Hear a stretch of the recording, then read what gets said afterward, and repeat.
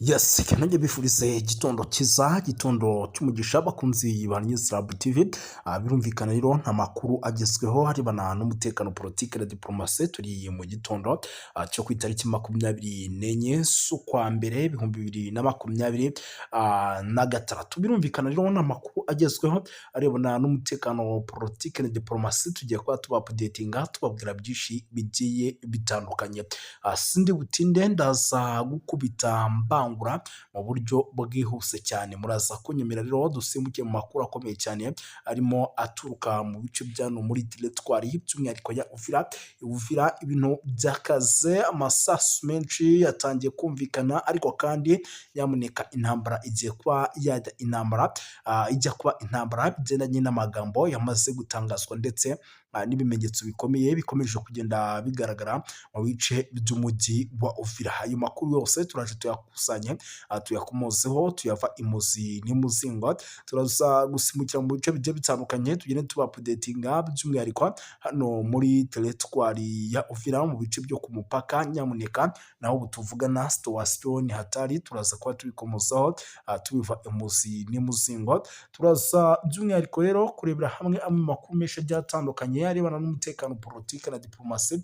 Tuba updatinge tubabwira uko byifashe nk'ubu tuvugana. Munyemerere mbabwire yuko mu bice bya hano muri teritwari by'umwihariko ya Uvira ku gice cya Songo ndetse na Karamabenge ibintu byamaze gukomera, ariko kandi rwose bimaze kuba ibindi byo nabyo turaza kuba tubikomozaho tubiva imuzi n'imuzingo. Turaza kugaruka mu bice bigiye bitandukanye by'umwihariko byo mu ntara ya Kivu y'Amajyepfo, tugere tuba updatinga tubabwira uko situation ihagaze. Muraza kunyemera turebere hamwe amwe makuru by'umwihariko akomeje kugenda aturuka za Fizi ahitwa za Mukobora. Ibintu byakaze, turaza kuba turebera hamwe imwe mu mirwano ikomeye cyane ikomeje kugenda ica ibintu muri biriya bice, tuba updatinga 5/5. Nyamuneka rero amakuru ni menshi cyane arebana n'umutekano, politiki na diplomasi. Muraza kunyemera turebere hamwe amwe makuru akomeje kugenda aturuka muri teritwari by'umwihariko ya Warikare ni mu ntara ya Kivu y'Amajyaruguru, naho tuvugana icyitwa urugamba rukomeje kugenda rufata indi ntera. Turaza kuba tubikomozaho tubiva imuzi n'imuzingo, tuba updatinga 5/5 tubabwira uko situation ihagaze. Turaza kurebera hamwe by'umwihariko amakuru akomeje kugenda agaragaza ko umudepite uhagarariye leta ya Texas mu nteko nshingamategeko y'ubumwe bwa Amerika yatangaje ko kwinjiza abarwanyi ba 23 mu banyekongo mu nzego z'umutekano za leta kandi ibihugu by'akarere bigakorana mu byabyaza inyungu amabuye y'agaciro ya Kongo yaba ari igisubizo cy'intambara imaze imyaka mu burasirazuba bwa Repubulika Iharanira Demokarasi ya Kongo. Ibi byose turaza kuba tubyinjiramo tubiva imuzi n'imuzingo 5/5.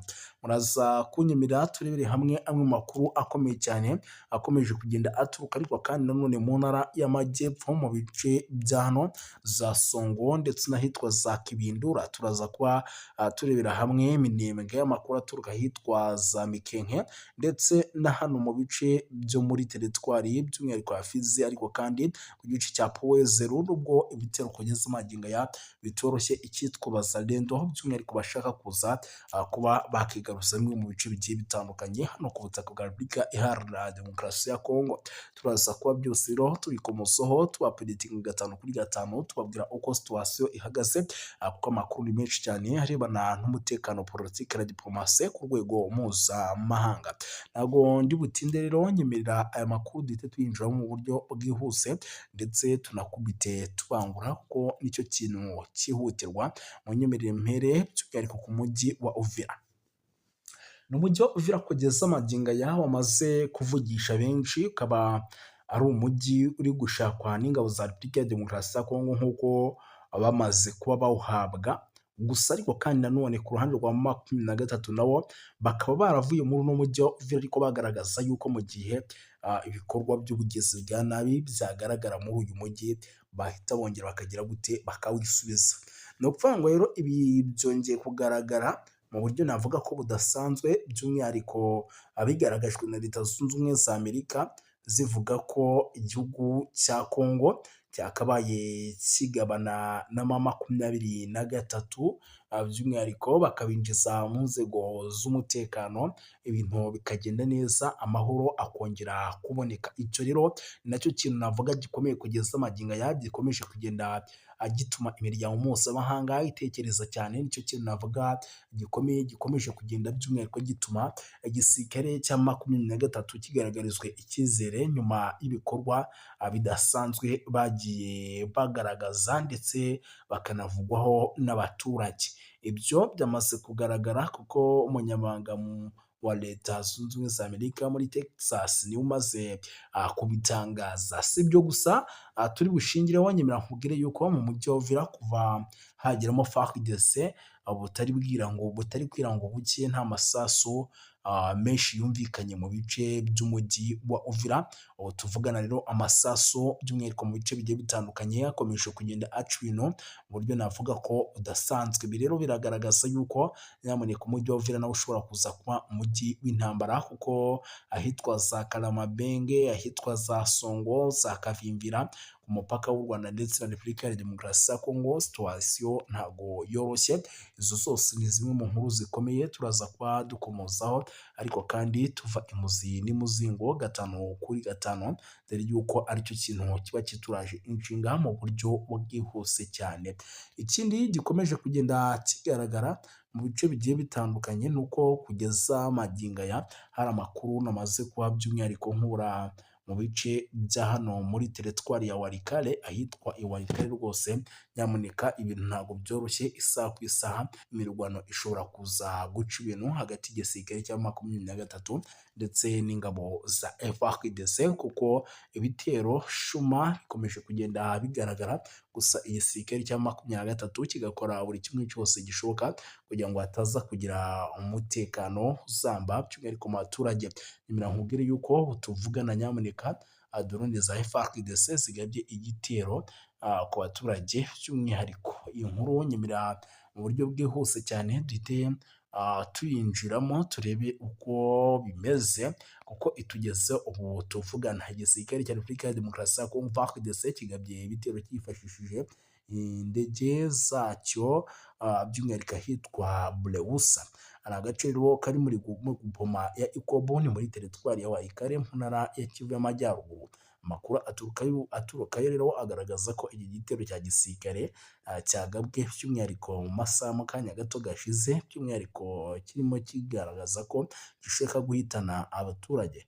Kugeza magingo aya kuri no nkuru turaza gukomeza tubakurikirana byinshi tumenye abahawe ndetse n'uburyo situwasiyo ihagaze, ariko kandi mbabwira yuko nyamuneka ibintu bikomeje gukomera ku mirongo imbere ku rugamba ku kibuga cy'imirwano mu buryo navuga ko udasanzwe. Nyuma ya Uvira tuzafata Bukavu, Goma na Bunagana. Ni Guverineri Jean Jacques Pelose, ariko kandi FARDC na FDLR abazarendo bakubitiwe bikomeye kuri Puwezero. Nyamuneka ni byinshi cyane, turaza mu kanya gato kari imbere no kubabwira andi makuru menshi agiye atandukanye arebana n'umutekano, politike na diplomasi. Ariko kandi nanone ku rundi ruhande yari yarabambuye ati hari benshi biciwe hano, abandi bari mu nkambi z'impunzi, ariko umukuru w'igihugu yambwiye ati genda ubwire abaturage vuba aha tuzarwana, nyuma yo kwisubiza Uvira tuzakurikizaho Kamanyura, nyuma yaho dufate Goma ndetse na Bukavu na Bunagana ndetse n'ahandi. Ibi nibyo uwitwa Jean Jacques Pelose yatangaje. Pelose kandi yamuniyeho kwirinda kwangwa ku mutego w'umwanzi, ahubwo agaragaza ko ngo bafite imbaraga n'ubumwe bwo gukora buri kimwe cyose. Ati nimukagwe mu mutego w'umwanzi, gutera abanyamurenge, kwica abanyamurenge ndetse no kubatoteza. Ibyo ni umukino w'umwanzi. Abandi abasivile, abaroba, abanyamurenge, abashi, abafurero, twese turi abantu duturuka kuri papa umwe ariwe Antoine Felix Tshisekedi Tshilombo. Chilombo tugomba gukora buri kimwe cyose tukubahana. Uyu mugabo kandi yanasabye abaturage kubwira abanyamulenge ko bahunze umujyi wa Uvira bagomba gutahuka bagasubira mu ngo zabo ngo kuko nta wazongera kubatoteza. Yijeje kandi by'umwihariko abaturage ko mu gihe cya vuba imipaka ihuza Kinshasa ndetse na Repubulika Iharanira Demokarasi ya Kongo izongera gufungurwa. Ibyo ni bimwe mu bikomeje kugenda byibazwaho. Uwitwa Perezida Tshisekedi Chilombo yamaze kugera i Davos. Nyuma yo kuva i Davos yamaze by'umwihariko kwerekeza mu Bufaransa, aho yagiye guhura n'umukuru w'igihugu cy'Ubufaransa Emmanuel Macron, nk'uko amakuru y'ingenzi akomeje kugenda aturuka ku mirongo y'imbere ku rugamba nyamuneka byamaze kugenda bigaragara. Aba rero ngo bakaba bagiye kuganira ku kibazo cy'umutekano muke ukomeje kugenda ugaragara ku butaka bwa Repubulika ya Demokarasi ya Kongo, ngo akaba aricyo kintu cy'ingenzi gikomeye bagiye kuganira ngo barebereho rimwe. Amakuru rero namaze kwakira ni uko butuvugana ibintu byamaze guhindura isura, ndetse isaha ku isaha ivumbi rishobora kuza gutumuka ku mirongo y'imbere ku rugamba, nyuma y'uko rwose byamaze kugenda bigaragara y'uko nyamuneka ngo icyitwa umutekano muke hano ushobora kuza kuzamba mu masaha ari imbere uko iminota ikomeje kugenda icaho indi kaza. Perezida rero by'umwihariko Tshisekedi ngo akaba ari mu gihugu rwose cy'Ubufaransa, akaba ari kuganira na mugenzi we wa leta by'umwihariko ya Kongo, ariko kandi ngo ibi byose ngo bikaba biri kuba mu gihe igisirikare cya 23 na FARDC bakomeje kugenda bahangana.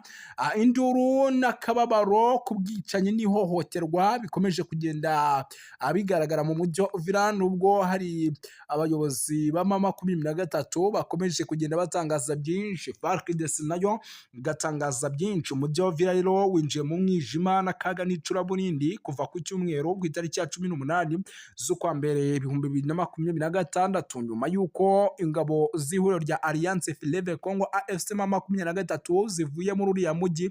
Amahoro yarategerejwe yahindutse amarira, amaraso ndetse n'ubwoba bukabije. Abaturage bo muri Uvira rero bahisemo kuva mu mujyi, by'umwihariko ibintu bitari byabi cyane kuko ihohoterwa ry'indengakamere ryari rikomeje gukorerwa abasivile, by'umwihariko urubyiruko rutagira kivugira, rukomeje kwibasirwa rero n'ibikorwa by'ubugizi bwa nabi mu gihe kitarenze iminsi mike gusa. By'umwihariko 23 itanze umujyi wa Uvira kugeza aho abantu barenga 25 bamaze kwicwa. Iyi ni imibare itangazwa. Abenshi muri aba rero ngo rukaba ari urubyiruko rwarashwe, ni mu gihe kandi rwari rufite inzozi zo kubaho mu mahoro ndetse no kubaka ejo hazaza. Abantu bagera kuri 60 baburiwe irengero, imiryango yabo ikaba iri mu gahinda n'ihungabana rikabije, batazi aho berekejwe. Abantu barenga by'umwihariko 130 barafashwe mu buryo bunyuranyije n'amategeko. Ibi byose barashinjwa kuba by'umwihariko ngo ari ibyitso bya 23. Aba barimo abayobozi b'imidugudu, imihanda n'utugari, ndetse abo bose bafunzwe kubw'impamvu zitumvikana bigamije rero gusenya imiyoborere rusange ku bikomeje kugenda bigaragara. Ibikorwa rero byateje uburakari n'agahinda gakomeye mu rubyiruko rwa Uvira. Wazalendo rero bafatwaga nk'abavandimwe n'abarinzi b'igihugu. Mu guhungabanya ibitero bahisemo guhinduka abicanyi. Ibi rero byamaze kuba bitera ubwoba batari bake. Urubyiruko rero ruragira ruti twasanze muri abo banzi bacu harimo impamvu nyinshi zitandukanye kandi zikomeye. Kuki telefoni z'abaturage zamurwaga ku ngufu hifashishijwe imbunda? Kuki ubuzima bw'umusore cyangwa se inkumi by'umwihariko mu mujyi wa Uvira hano bwateshejwe agaciro ndetse bagateshwa agaciro ku buryo buri hejuru? Uburyo rero bw'ibikorwa bikorwamo bagaragaza ko biteguwe neza. Kwambura abaturage bya ruswa, iterabwoba, kwica nta mpamvu. Urubyiruko rero rwari rusanzwe rwarakomerejwe n'intambara imaze imyaka myinshi ndetse n'umutekano muke, none none twahindutse igitambo cy'ihohoterwa rikorerwa imbere mu gihugu ridafite inshingiro na gato. Ibiro bya vowa de sanseva birasaba ko inzego za gisirikare n'iza gisivile mu gusubira mu murongo w'umutekano w'umujyi no gufata ingamba zihamye zo kurinda akajagari kabaye mu bice by'umujyi wa Uvira. Byanasabye kandi kuba imiryango mpuzamahanga itegamiye ku burenganzira bwa muntu ko bahaguruka kugira ngo batangire by'umwihariko ibikorwa by'ubugizi bwa nabi bigabanyuke bikomeje gukorwa na wazalendo zitwaje ko zifite imbunda zishobora kwica zikigira babi cyane. Ati amaraso amaze kumeneka ari menshi, amarira yabaye menshi arenze urugero. Urubyiruko rwa Uvira ruravuga ko by'umwihariko ngo rwatunguwe n'ibikorwa by'ubwicanyi bikomeje kugenda biba mu mujyi wa Uvira. Izo ni zimwe mu nkuru zikomeje kugenda zituruka mu mujyi wa Uvira. Ubwo nagira ngo ibintu tubyinjiremo kugira ngo mubanze mwumve ese ibyo Jean-Jacques Pelusi yatangaje byaba ari bimwe mu bishobora kuza gufasha abaturage hano mu mujyi wa Uvira. Abenshi bati ni ikinyoma cyambaye ubusa, abandi bari kuvuga ibyabo. Ati ntihagire umunyamulenge uza gusubira inyuma by'umwihariko ngo yinjire mu mujyi wa Uvira kuko nta keza k'igisirikare cy'u Rwanda. Ayo ni amwe mu makuru yose namaze kuba by'umwihariko ngenda negeranya mu buryo navuga ko budasanzwe. Nyemera nkubwira yuko rero guverinoma y'u Rwanda yashimangiye yuko izakomeje gushyira mu bikorwa ingamba z'ubwirinzi n'umutekano mu gihe umutwe w'iterabwoba wa FDLR utarasenwa burundu n'ubutegetsi bwa Repubulika ya Demokarasi ya Kongo. Ibi byatangajwe na ambasaderi w'u Rwanda muri Leta Zunze Ubumwe za Amerika Madamu Matilda Mukantabana mu kiganiro yagiranye n'abagize ishami rya komite y'inteko nshinga amategeko ya Leta Zunze Ubumwe za Amerika gashinzwe ububanyi n'amahanga mu gukurikirana by'umwihariko bibera ku mugabane wa Afurika. Mu kiganiro cyabaye tariki ya 22 z'ukwa mbere 2026 ni ku munsi w'ejo, ambasaderi Mukantabana yasobanuye mu buryo burambuye inkomoko ya FDLR, amateka yayo ndetse n'ibikorwa by'ubugizi bwa nabi byayiranze mu myaka 31 ishize. Yibukije abadepite by'umwihariko bo mu mwaka w'ibihumbi 2001 Minisitiri w'ububanyi n'amahanga wa Leta Zunze Ubumwe za Amerika by'umwihariko abona byinshi bigiye bitandukanye ndetse abibutsa n'ibyabaye mu myaka igiye itandukanye byaba mu mwaka w'1994. Yagize ati kugeza ubu FDLR iracyakora mu burasirazuba bwa Repubulika ya Demokarasi ya Kongo, yinjizwe mu bikorwa bya gisirikare by'igihugu kandi raporo impuguke z'umuryango w'abibumbye zikomeje kugaragaza uruhare rwayo mu bwicanyi ndetse n'ihungabana ry'umutekano. Uyu mutwe rero ugizwe n'abajenosideri wavutse mu mwaka w'1994 ntiwigeze utsindwa burundu. Abari basigaye bose bigiriye mu mashyamba ya Repubulika ya Demokarasi ya Kongo bafatanya n'ubutegetsi bwa Tshisekedi mu kwica n'ubundi abatutsi b'abanyekongo babarizwaga muri Kongo. Ambasaderi Mukantabana rero kandi yagaragaje ibingibi, anavuga ko hari ubufatanye bugaragara hagati y'ingabo za Repubulika ya Demokarasi ya Kongo ndetse na FDLR mu mirwano by'umwihariko ikomeje kugenda ibafata cyangwa se basakiranya na AFC M23 Alliance Fleuve Congo. Yongeyeho yuko kandi mu mpera z'umwaka w'2025 izo ngabo zagabye ibitero mu mujyi wa Bukavu wa Rubavu bigamije kwambutsa intambara ku butaka bw'u Rwanda, ariko ingabo z'u Rwanda zibikumira hakiri kare. Yanasobanuye ko kandi ingamba z'ubwirinzi ku Rwanda zashyizweho zigamije kurinda umutekano w'abaturage barwo ndetse no gukumira ibyago bishobora kwambukiranya imipaka. Anashimangira ko nta sano bafitanye no kwivanga muri politiki ya Repubulika ya Demokarasi ya Kongo cyangwa gushyigikira umutwe uwo ari wo wose urwanira intwaro muri icyo gihugu. Ati ibikorwa byacu bigamije kurinda ubuzima bw'Abanyarwanda ndetse no gukumira icyahungabanya umutekano. Tugomba gukora buri kimwe cyose kugira ngo twubahirize amasezerano y'i Washington DC ndetse na Leta Zunze Ubumwe za Amerika, ariko abaturage bacu badahuye n'ihungabana. Ambasaderi Mukantabana rero yabikije abadepite bo muri Amerika ko Leta ya Repubulika ya Demokarasi ya Kongo ifite inshingano zo gushyira FDL burundu nk'umutwe wa FDL ndetse no gucyura abarwanyi bawo nk'uko biteganwa n'amasezerano y'i Washington DC yashyizweho umukono ku itariki ya 27 z'ukwa gatandatu 2025, anasobanura ko kandi by'umwihariko ngo ibyo byose bigomba kurangira. Yasoza ashimangira ko ingabo z'u Rwanda zishingiye ku mpungenge zifatika ku mutekano w'igihugu kandi mu bigaragara zigomba kuryamira amajanja kugira ngo zihangane by'umwihariko n'iyi FDLR mu buryo bukomeye cyane. Muri Repubulika ya Demokarasi ya Kongo rero nyamuneka kwikoma u Rwanda bikomeye ku ruhare rushinzwa ku mutekano muke mu burasirazuba bwa Repubulika ya Demokarasi ya Kongo. Ibi nabyo byakomeje kugenda bifata indi ntera.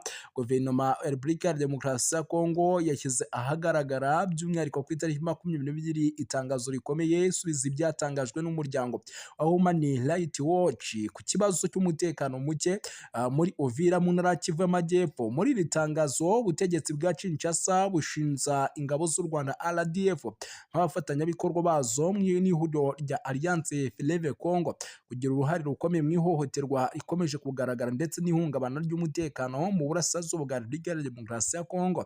Nk'uko guverinoma ya Repubulika ya Demokarasi ya Kongo rero ibivuga, yemeza ko hari ingabo z'u Rwanda ziri muri Repubulika ya Demokarasi ya Kongo. Iki gikorwa rero mpuzamahanga ndetse kikaba gihabanye n'inyandiko z'ishingiro y'umuryango mpuzamahanga Loni